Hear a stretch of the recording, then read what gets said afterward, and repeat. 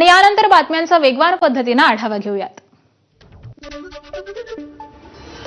पनवेलमध्ये आज भाजपची रायगड जिल्हा कार्यकारिणीची बैठक पार पडणार आहे। रायगडमध्ये शिवसेना आणि राष्ट्रवादीत मतभेद आहेत अशी चर्चा आहे, त्यामुळे भाजपच्या भूमिकेकडे दोन्ही पक्षांचं लक्ष असणार आहे। रायगड जिल्ह्यात एकत्र लढायचं की स्वबळावरती लढायचं याबाबत निर्णय होणार आहे। संपर्क मंत्री आशिष शेलार प्रमुख नेत्यांसोबत संवाद साधणार आहेत। रायगड जिल्ह्यातील आमदार, खासदार आणि प्रमुख पदाधिकारी या बैठकीला उपस्थित असतील। अण्णासाहेब पाटील आर्थिक मागास विकास महामंडळाच्या कामकाजावरून महामंडळाचे अध्यक्ष नरेंद्र पाटील आणि व्यवस्थापकीय संचालक विजयसिंह देशमुख यांचे परस्पर विरोधी दावे बघायला मिळत आहेत। महामंडळाचे पोर्टल 1 महिन्यापासून बंद असल्यामुळे तरुण बेरोजगार लाभार्थ्यांची गैरसोय होत असल्याचा दावा हा अध्यक्ष नरेंद्र पाटील यांनी केलाय। तर अपग्रेडेशनचं काम हाती घेण्यात आलेलं असून सर्व योजनांची कार्यवाही सुरळीतपणे सुरू असल्याचा प्रतिदावा हा एमडी विजयसिंह देशमुख यांच्याकडून करण्यात आलाय। लाभार्थ्यांना अधिकाधिक सुविधा देण्यासाठी अपग्रेडेशनचं काम हे सुरू असल्याचं एमडी यांचं म्हणणं आहे। तर कोणत्याही वेबसाईट किंवा पोर्टल अपडेट करण्यासाठी 1 महिन्याचा कालावधी का, असा सवाल नरेंद्र पाटील यांनी उपस्थित केलाय। वाईट वाटतं की एका बाजूला राज्याचे मुख्यमंत्री म्हणून आदरणीय देवेंद्र फडणवीस साहेब मराठा समाजाच्या सोबत आहेत असं सांगतात। सरकारमधला एक मंत्री छगन भुजबळ राष्ट्रवादी काँग्रेस पक्षाचा वेगवेगळ्या व्यासपीठावरून अण्णासाहेब पाटील आर्थिक विकास महामंडळाला सरकार झुकतं माप देतं असं सांगून त्या ठिकाणी राष्ट्रवादी काँग्रेस पक्षाच्याच माध्यमातून एमडींना सूचना करून हे पोर्टल बंद करतात। दुर्भाग्य आहे की सरकारमध्ये मंत्र्यांचा समतोल नाहीये। उपमुख्यमंत्र्यांच्या सूचनेवरून हा सगळा कारभार होतोय। पोर्टल बंद पडल्यामुळे आज 15,000 मराठा तरुणांना ऐन सणासुदीला त्या ठिकाणी महामंडळाचा लाभ घेता आला नाही। शरद पवार यांच्या मध्यस्थीमुळे मुंबई क्रिकेट असोसिएशनमधील मतदारांचा मतदानाचा हक्क हा कायम राहिलाय। एमसीएचे माजी कार्यकारिणी सदस्य श्रीपाद हळबे यांनी एमसीएमध्ये अनेक बोगस क्लब आहेत, त्यामुळे त्यांचा मतदानाचा हक्क काढून घेण्यात यावा या संदर्भामध्ये कोर्टात याचिका दाखल केली होती। या प्रश्नासंदर्भात सिल्वर ओकवरती शरद पवार आणि श्रीपाद हळबे यांची बैठक झाली आहे। या बैठकीमध्ये शरद पवार यांनी मध्यस्थी करून श्रीपाद हळबे यांना याचिका मागे घेण्यास सांगितलेलं आहे। दरम्यान या निर्णयामुळे एमसीएच्या निवडणुकीत एमसीएच्या मतदारांचा हक्क हा अबाधित राहिलाय। यामुळे एमसीएच्या सर्व सदस्यांकडून शरद पवार यांचे आभार मानण्यात आले। मुंबई क्रिकेट असोसिएशन म्हणजेच एमसीएच्या त्रैवार्षिक निवडणुकीतल्या उमेदवार यादीवरून अंतरिम स्थगिती मुंबई उच्च न्यायालयानं उठवली आहे। त्यामुळे एमसीएची निवडणूक ही 12 नोव्हेंबर रोजी नियोजित कार्यक्रमानुसार होणार आहे। धर्मादाय आयुक्तांकडे नोंदणीकृत नसलेल्या 155 क्लब्सच्या प्रतिनिधी या निवडणुकीमध्ये मतदान करण्याचा अधिकारही मुंबई उच्च न्यायालयानं बहाल केला। एमसीएचे माजी कार्यकारिणी सदस्य श्रीपाद हळबे यांनी निवडणूक अधिकारी जे.एस. सहारिया यांना पत्र लिहून त्याविषयी हरकत नोंदवली होती। तसंच त्यांनी विविध आक्षेपार्ह मुद्द्यांवरती उच्च न्यायालयात याचिका देखील दाखल केली होती।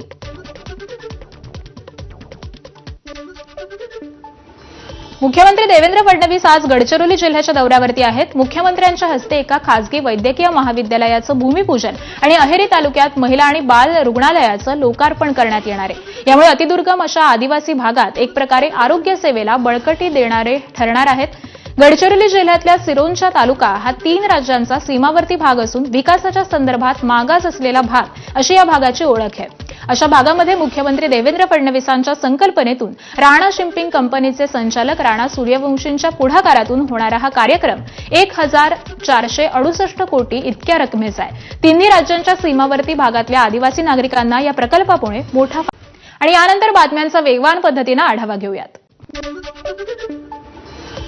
कुर्ला पश्चिम येथील बेस्ट बसच्या भीषण अपघात प्रकरणातील आरोपी चालक संजय मोरेवर खुनाऐवजी सदोष मनुष्यवधाच्या गुन्ह्याअंतर्गत खटला चालवण्यात येणार आहे। सत्र न्यायालयाने नुकताच सदोष मनुष्यवधाचा आरोप निश्चित केला।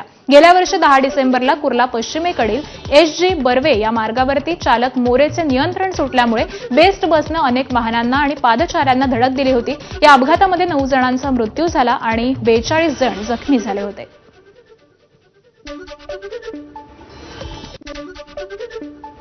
पाऊस थांबला आणि कमाल तापमान कमी होऊ लागलं, त्यामुळे महानगरातील हवेची गुणवत्ता ही खालावण्यास सुरुवात झाली। मुंबईची सरासरी हवेची गुणवत्ता शुक्रवारी 145 AQI वर पोहोचली. हवामान तज्ज्ञांच्या अंदाजानुसार मुंबईचं तापमान हे आणखी खाली येण्याची शक्यता असून रात्रीचं तापमान हे 20 अंश सेल्सिअस पर्यंत पोहोचेल. गोवंडी इथे 192 AQI, शिवडी इथे 184 आणि घाटकोपर इथे 172 AQI नोंदवला गेला. तर कुलाबा, बोरिवली आणि भायखळा इथं 100 पेक्षा कमी AQI नोंदवले गेले, जे मध्यम मानले जातात.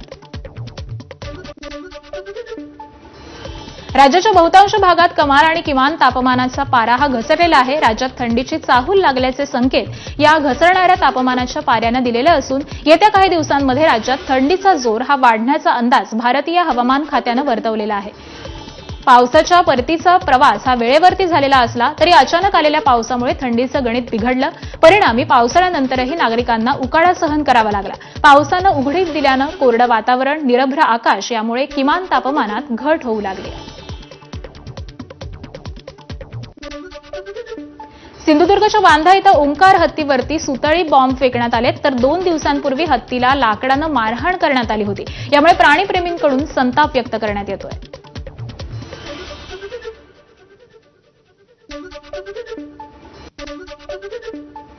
विदर्भातील यवतमाळसह इतर कापूस उत्पादक जिल्ह्यांमध्ये कापसासाठी नोंदणी करताना शेतकऱ्यांना मोठ्या अडचणींचा सामना करावा लागतोय.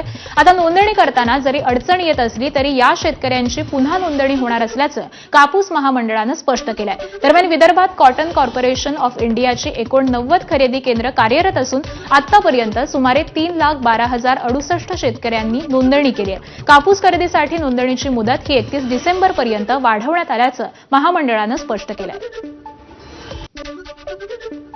साताऱ्याच्या कराड तालुक्यातील ऊस उत्पादक शेतकरी ऊस दरासाठी चांगलेच आक्रमक झाले. ऊस गळती हंगामाला सुरुवात झालेली असली तरी अद्यापही साखर कारखान्यांची ऊस दर जाहीर केलेला नाही. त्यामुळे शेतकऱ्यांनी थेट ऊसतोड रोखण्याचा इशारा दिलाय. ऊसाला प्रति टन 3,750 रुपये दर जाहीर करा, अन्यथा रस्त्यावरती उतरून आंदोलन छेडण्याचा इशारा हा शेतकऱ्यांनी दिलाय. साखर कारखाने सुरू असताना देखील दर न जाहीर झाल्यानं शेतकऱ्यांमध्ये तीव्र असंतोषाचं वातावरण आहे. कराड तालुक्याची सर्व शेतकऱ्यांची मीटिंग पार पडली असून कारखान्यांनी दर जाहीर न करता कारखाने चालू केले आहेत हे आम्हाला मान्य नाही. सर्व शेतकऱ्यांनी एकमताने ठराव केलाय की 3750 रुपये दर मिळाल्याशिवाय ऊसाला कोयता लावून देणार नाही. बेळगावात ऊस दरासाठी शेतकऱ्यांनी पुकारलेल्या आंदोलनाला अखेर यश मिळालंय. कर्नाटक सरकारकडून ऊसाला प्रति टन 3,300 इतका दर देण्यात आलाय. त्यामुळे बेळगाव जिल्ह्यातील कुर्ला पूर इथं शेतकऱ्यांनी गुलाल उधळत आनंद साजरा केला. शुक्रवारी संध्याकाळपर्यंत ऊस दर जाहीर करावा अशी मागणी शेतकऱ्यांनी केली होती आणि अखेर मुख्यमंत्री सिद्धरामय्या यांच्या अध्यक्षतेखालील बंगलोर इथं बैठक झाली आणि दर हे जाहीर करण्यात आले. रायगडच्या पेण शहरात एका माथेफिरू व्यक्तीची अक्षरशः दहशत निर्माण झाली आहे. हातात चाकू घेऊन ही व्यक्ती नागरिकांनाच नव्हे तर दुकानदारांना देखील धमकावत फिरताना दिसली. बाजारपेठ परिसरामध्ये या माथेफिरूनं केलेल्या गोंधळाचं दृश्य हे मोबाईलमध्ये चित्रित झालंय. या घटनेमुळे नागरिकांमध्ये भीतीचं वातावरण हे निर्माण झालंय. भांडूपच्या जंगलमंगल रोडवरील कपड्याच्या इस्त्रीच्या दुकानाला भीषण आग लागली. रहदारीचा मार्ग असल्यामुळे नागरिकांची धावपळ पाहायला मिळाली. तर दुकानातील सर्व कपडे जळून खाक झालेले असून दुकानाचं मोठ्या प्रमाणावरती नुकसान झालंय. मुंबईच्या अंधेरी पश्चिमेकडील वर्सोवा परिसरातील एका दुकानाला मोठी आग लागली. खेळण्याचं सामान विकणाऱ्या दुकानाला आग लागल्यानं दुकानातील अनेक वस्तू ह्या जळून खाक झाल्यात. आगीचं कारण मात्र अद्यापही अस्पष्ट आहे. उत्तर प्रदेशातील उन्नाव इथं पत्नीची हत्या करणाऱ्याला पोलिसांनी अटक केली आहे. पोलिसांच्या माहितीनुसार आरोपीनं 5 महिन्यांपूर्वी प्रेमविवाह केलेला होता आणि 6 नोव्हेंबर रोजी पत्नीची हत्या करून तिचा मृतदेह बिघापूर पोलीस स्टेशन परिसरात टाकून पळून गेला होता. आरोपीकडून एक शस्त्र देखील जप्त करण्यात आलंय. थायलंडमध्ये सुरू असलेल्या मिस युनिव्हर्स 2025च्या स्पर्धेदरम्यान एक धक्कादायक प्रकार घडल्याचं समजतंय. मेक्सिकोच्या स्पर्धक फातिमा बॉशबाबत एका अधिकाऱ्यानं अपमानास्पद विधान केलंय. फातिमा बॉशला या अधिकाऱ्यानं मूर्ख म्हणत तिचा अपमान केला आणि कार्यक्रमामध्ये एकच तणाव निर्माण झाला. फातिमाचा अपमान होताच तिनं हा कार्यक्रमावरती बहिष्कार टाकला. इतकंच नव्हे तर या अपमानाविरोधात इतर स्पर्धक आणि सध्याची मिस युनिव्हर्स व्हिक्टोरिया हिने देखील कार्यक्रमावरती बहिष्कार टाकण्याचा निर्णय घेतला. एकूणच स्पर्धकांच्या कृतीचं कौतुक तर होतंय, पण अपमानास्पद विधान करणाऱ्या अधिकाऱ्याविरोधात तीव्र संताप व्यक्त केला जातोय.